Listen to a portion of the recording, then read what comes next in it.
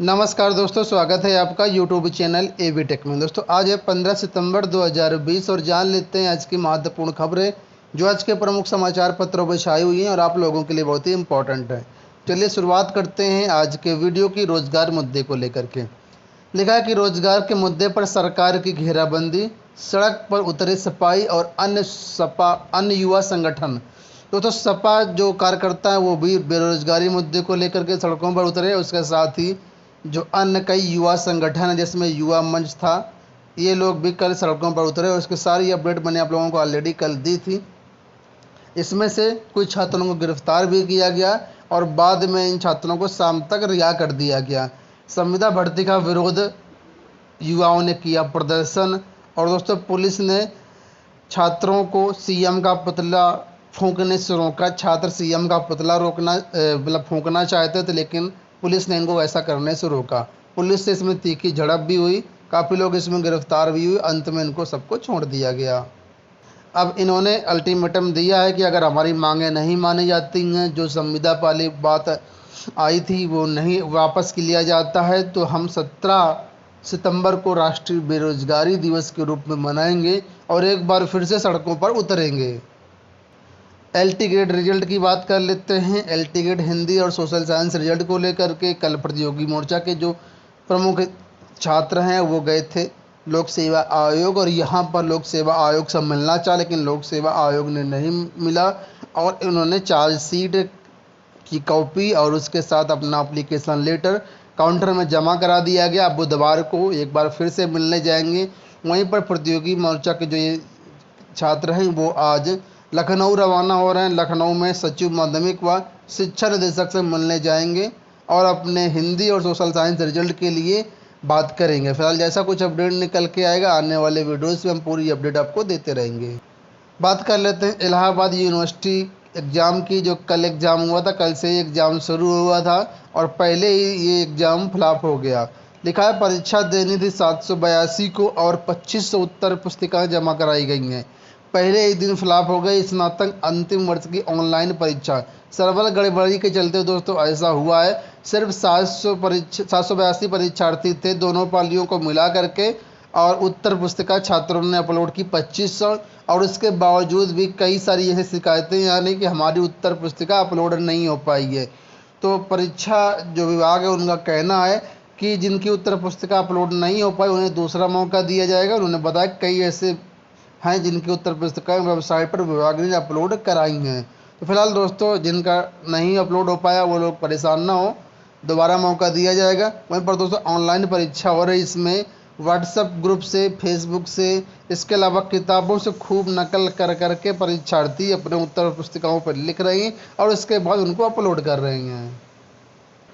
बात कर लेते हैं लोक सेवा आयोग में धांधली की। लिखा है अपर निजी सचिव भर्ती में चहेतों के लिए बदला नियम।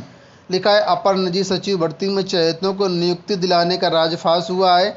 विशेष सचिव स्तर के अफसर ने बिना उत्तर प्रदेश लोक सेवा आयोग के प्रस्ताव का अवलोकन किए चयन का नियम बदल दिया। इसमें शासन को भी सहमति नहीं ली गई। फिर भी हाईकोर्ट और सिरकोर्ट में भर्ती का मानक बदलने का हलफनामा भी दाखिल किया गया। जांच में सामने आया कि विशेष सचिव व अन्य को आरोप पत्र सौंपकर 15 दिन में जवाब मांगा गया है।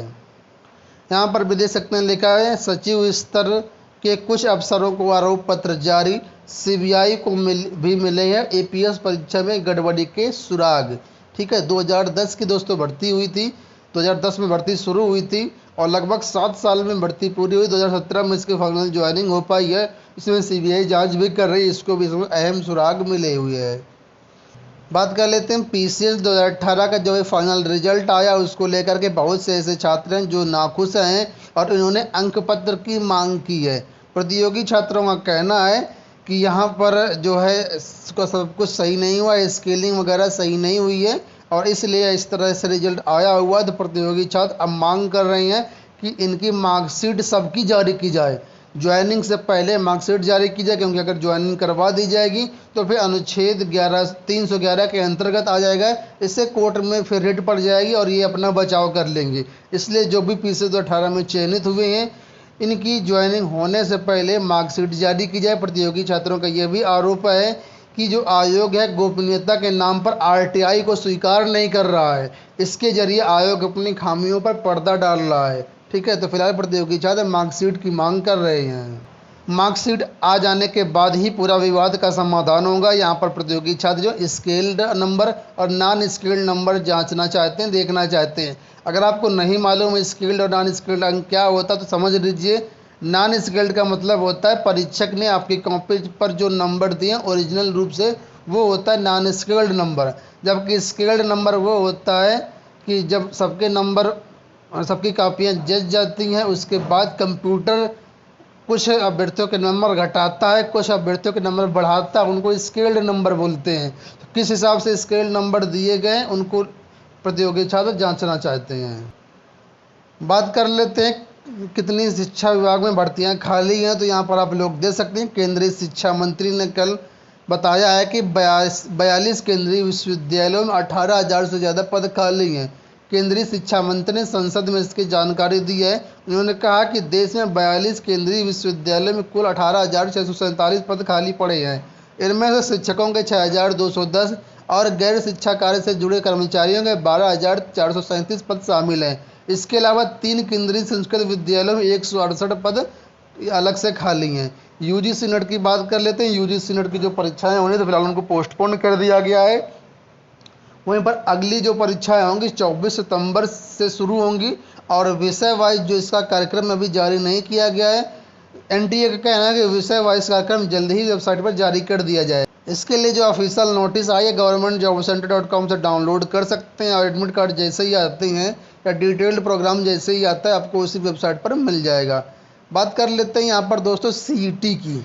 लिखा है सीईटी से राज्य की नौकरियों के भी खुलेंगे रास्ते। आप लोग जानते हैं केंद्र सरकार में सीटी लागू होने जा रहा है।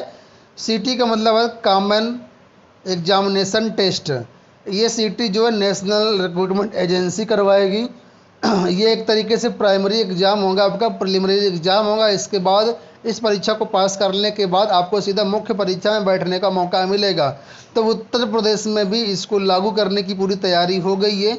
यूपी SSS ने इसको लागू करने के लिए जो प्रस्ताव है शासन को भेज दिया है और कहा है कि जैसे इस कैबिनेट से शासन से इसकी मंजूरी मिल जाएगी उत्तर प्रदेश में यूपी SSS में ये नियम लागू हो जाएगा और केंद्र सरकार के अंतर्गत जो सीटी होगा उसमें जो भी अभ्यर्थी प्राइमरी एग्जाम को पास करेंगे वो सीधा यूपी SSS की मुख्य परीक्षा में बैठ पाएंगे।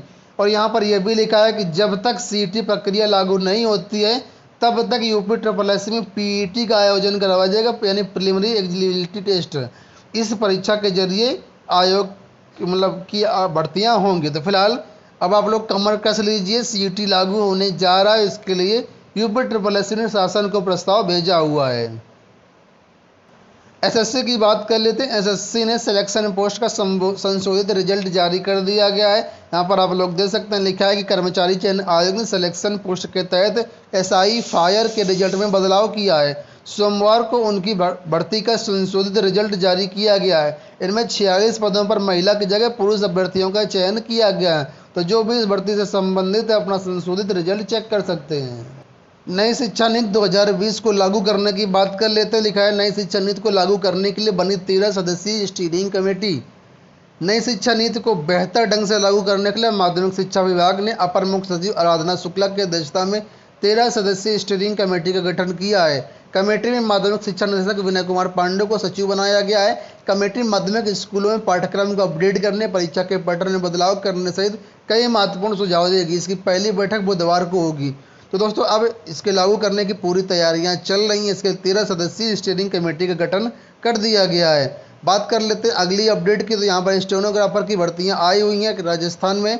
जो भी छात्र इंटरेस्टेड हैं 1211 पदों पर ये भर्तियां हो रही हैं और इसके लिए 12वीं पास मांगा गया है। ठीक है, और 18 से 40 वर्ष आयु है। 24 सितंबर लास्ट डेट। नीचे डिस्क्रिप्शन में यहाँ पर देख सकते हैं वेबसाइट का लिंक दिया गया, यहाँ पर जा करके आप लोग आवेदन कर सकते हैं। अगली अपडेट की बात कर लेते हैं। तो दोस्तों यहाँ पर लोक सेवा आयोग को लेकर के अपडेट है। राज्य की इंटर कॉलेजों में पुरुष शाखा के अंतर्गत कई विषय के इंटरव्यू शुरू होने वाले हैं। इसमें से है भौतिक विज्ञान, अंग्रेजी, रसायन विज्ञान, शिक्षा शास्त्र, भूगोल, समाजशास्त्र, मनोविज्ञान। ठीक है, तो इन विषयों के जो साक्षात्कार हैं महिला शाखा के अंदर वाणिज्य का जो साक्षात्कार है 28 से 30 सितंबर तक होंगे। आप लोग इसके लिए ऑफिशियल वेबसाइट पर जो अगर इंटरव्यू वगैरह लेटर है आप लोग डाउनलोड करके देख लीजिए।